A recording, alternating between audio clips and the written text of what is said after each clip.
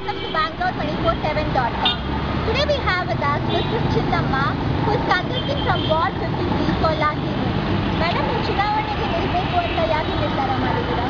ಯಾಕಂದರೆ ಬೆಳಿಗ್ಗೆ ನಾವು ಮುಂದೆ ಬರಬೇಕು ಅಂತ ನಾವು ಏನು ಹೇಳಿದ್ರೆ ಅವ್ರು ಚೆನ್ನಾಗಿ ಏನು ಹೇಳ್ತಾರೋ ಅದನ್ನು ನಾವು ಮಾಡ್ಕೊಡ್ತೀವಿ. ನಮ್ಮ ಮನೆಯಲ್ಲೆಲ್ಲ ಮನೆಗಳಿಲ್ಲ, ನಮಗೆ ರೋಡ್ಗಳು ಚೆನ್ನಾಗಿಲ್ಲ, ಪಾಪ ತೊಂದರೆ ಆಗುತ್ತೆ. ನಾವು ಯಾವುದು ಬೇಡ, ನಮ್ಗೆ ಚೆನ್ನಾಗಿ ನಮ್ಮ ಹೆಸರು ಚೆನ್ನಾಗಿ ಬಂದರೆ ನಾವು ಚೆನ್ನಾಗಿ ಮಾಡ್ಕೊಡ್ತೀವಿ.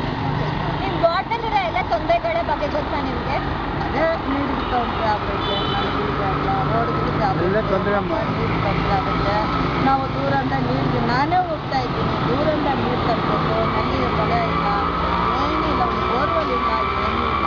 ಅದಕ್ಕೋಸ್ಕರ ನಾವು ಎಲ್ಲಿ ಬೇಕು ಅಂತ ನಾವು ನಿಂತಿದ್ದೀವಿ. ವಾರ್ಡ್ನಲ್ಲಿರೋ ಜನ ನಿಮ್ಮನ್ನ ಭೇಟಿ ಮಾಡಬೇಕು ಅಂದರೆ ಎಲ್ಲಿಗೆ ಬಂದು ಭೇಟಿ ಮಾಡ್ತಾರಾ? ನಮ್ಮ ಮನೆ ಹತ್ರ ಬರ್ತಾರೆ. ಮನೆ ಹತ್ರ ಬಂದು ನಾವು ಗೆದ್ದರೆ ಅವ್ರು ಬಂದು ನಮಗೆ ಹೇಳ್ತಾರೆ, ನಾವು ಅವ್ರಿಗೆ ಮಾಡ್ತೀವಿ, ಚೆನ್ನಾಗಿ ಮಾಡ್ತೀವಿ. ಸೊ ಚುನಾವಣೆಗೆ ಮುಖ್ಯ ಫೋಕಸ್ ಏನು? ಯಾವುದು ತುಂಬ ಇಂಪಾರ್ಟೆಂಟ್ ಕೊಡ್ತೀರಾ? ಯಾವುದು ಅವ್ರಿಗೆ ಗೊತ್ತು, ನೀವು ಹೇಳಿ, ಯಾವುದಕ್ಕೆ ಮುಖ್ಯ ಫೋಕಸ್ ಕೊಡ್ತೀರಾ? ನೀರು ಪ್ರಾಬ್ಲಮ್, ಬೀದಿ ತೊಂದರೆ ಆಗುತ್ತೆ, ಮನೆಗಳು ಸರಿ ಇಲ್ಲ, ಅವರಿಗೆಲ್ಲ ಒಂದು ಪತ್ರ ಇಲ್ಲ, ಅವರಿಗೆಲ್ಲ ಒಳ್ಳೇದು ನಾವು ಮಾಡೋಣ ಅಂತ. ಚುನಾವಣೆ ಮುಗಿದ ನಂತರ ಮೇನ್ ಪ್ರಯಾರಿಟೀಸ್ ಏನು?